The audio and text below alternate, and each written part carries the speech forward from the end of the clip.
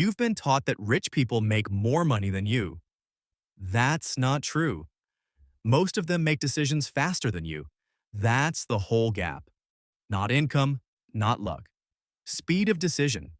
I know a man who earned six figures for a decade and died with less than $4,000 in his checking account. I know a woman who cleaned offices at night and left her grandkids a paid-off house. Same country, same decade. Completely different decisions made quietly every single day while nobody was watching. So here's what I'm going to show you.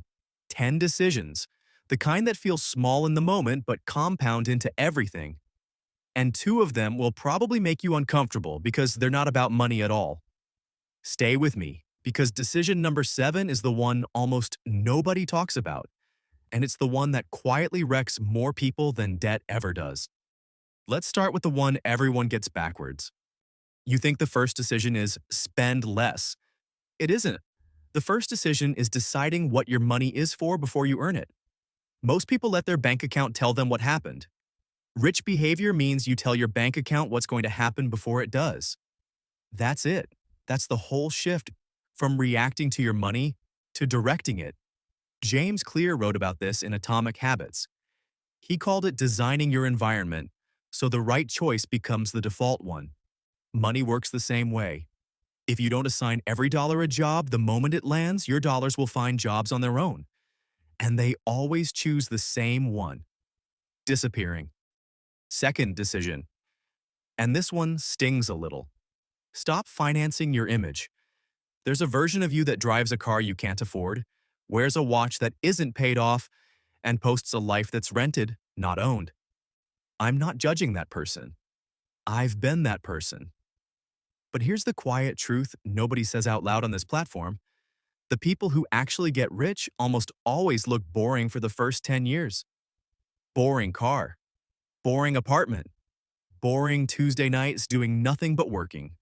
Rich later means invisible now. That trade is the trade.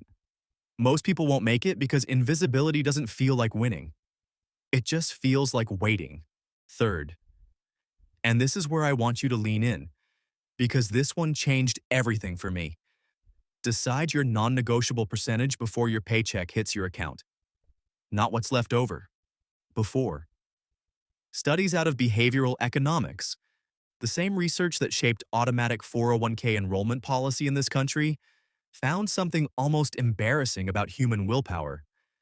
When saving requires a decision, most people don't do it. When saving requires no decision, almost everyone does it. Automate 10%, even 5% if that's what you've got, and let your future self never be given the choice to skip it. Willpower is not a financial strategy. Automation is. Fourth, learn to sit in discomfort instead of buying your way out of it. This is the decision that separates people more than any spreadsheet ever will. A bad day, a boring evening, a fight with someone you love. And the phone comes out, the cart fills up, the dopamine hits, the bank account bleeds a little.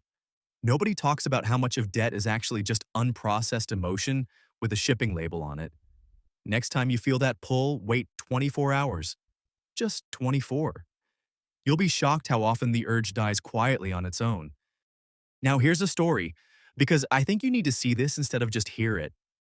Theo was 29, a software engineer in Austin making good money. Real money, the kind his parents never made. And he was broke. Not poor. Broke. Because every raise came with a new upgrade.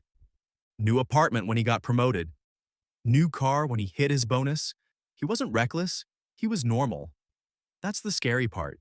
He was doing exactly what everyone around him was doing, and it was quietly erasing every dollar he earned. What changed for Theo wasn't a windfall. It was one decision.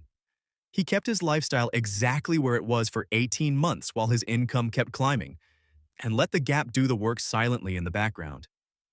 18 months. That gap became his first $30,000. Nobody saw it happen. That's decision 5. Protect the gap between what you earn and what you spend, like it's the only thing that matters, because, honestly, it might be. Sixth, buy time back before you buy things. Every dollar you spend on something that returns you an hour, outsourcing, efficiency, even just a faster commute, is a dollar working two jobs. Most people do the opposite. They buy things that cost them time later, a boat that needs maintaining, a big house that needs cleaning. Stuff doesn't just cost money once, it taxes you forever in hours you'll never get back. Now, decision 7, the one I promised you. Stop borrowing your financial identity from your friend group. This one's uncomfortable because it's not really about money, it's about belonging. You go out because everyone's going out. You upgrade because your group chat upgraded. You feel behind, not because your numbers are bad, but because your comparison set is expensive. Here's the reframe that will save you more money than any budgeting app ever will. You are not behind. You are simply comparing your beginning to someone else's middle. The people around you who look ahead are often 3, 5, 10 years further into their own story, or quietly drowning behind a nice car. You never actually know which. So stop measuring yourself against a highlight reel you didn't see the cost of. 8th, decide your risk tolerance while you're calm, not while you're scared or greedy. Most financial regret doesn't come from bad decisions. It comes from good decisions made at the wrong emotional temperature. Panic selling, chasing a trend, freezing when you should have acted.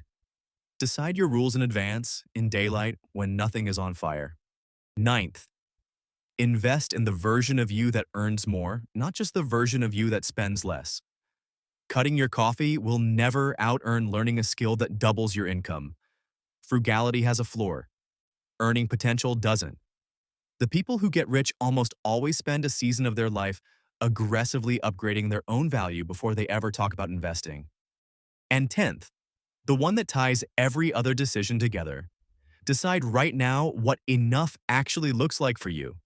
Not for your neighbor. Not for the version of you performing on Instagram. You. Because here's the truth almost nobody said. Some of the wealthiest looking people you know are the most anxious people you know, chasing a number that keeps moving every time they get close to it. Wealth without a defined enough isn't freedom. It's just a treadmill with a nicer view. So here's the pivot, and I want you to actually sit with this one. You don't need 10 new habits. You need to stop outsourcing these 10 decisions to your future self, who is always more tired, more stressed, and less disciplined than you are right now, tonight, watching this. Future you is not coming to save you. Present you is the only one who ever has. If even 3 of these hit something in you, write which ones in the comments below because I read every single one, and some of the best insights in this video came from people just like you, telling me what actually worked. And if you want the next video the moment it drops, you already know what to do. You don't become rich the day your bank account changes. You become rich the day your decisions do. Everything after that is just math and time quietly agreeing with you.